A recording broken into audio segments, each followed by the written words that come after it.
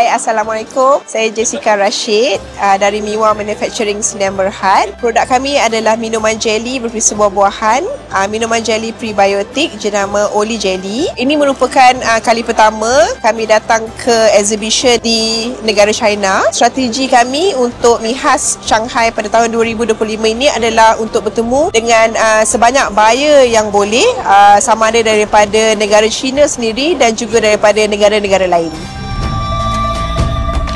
Okay, Assalamualaikum warahmatullahi wabarakatuh. Saya Amir Abu Bakar daripada GTSD Aneka Enterprise, membawa produk City, pecal dan juga sambal kacang dan ketupat sate. Pengalaman saya di MIHAS Shanghai ini, alhamdulillah kita dah dapat berjumpa dengan 2-3 premium buyer yang potensial, dan saya rasa pendedahan yang saya dapat ni amat bernilai untuk saya lebih berusaha lagi di masa akan datang lah.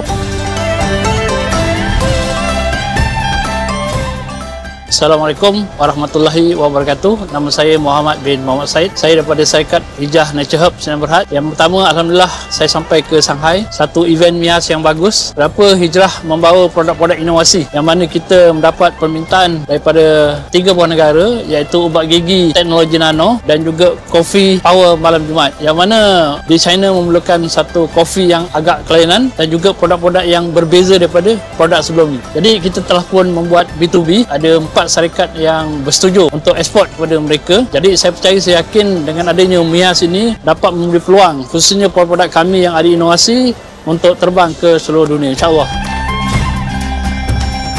Alhamdulillah, syabas dan tahniah kepada semua usahawan di hari yang kedua MIHAS Shanghai.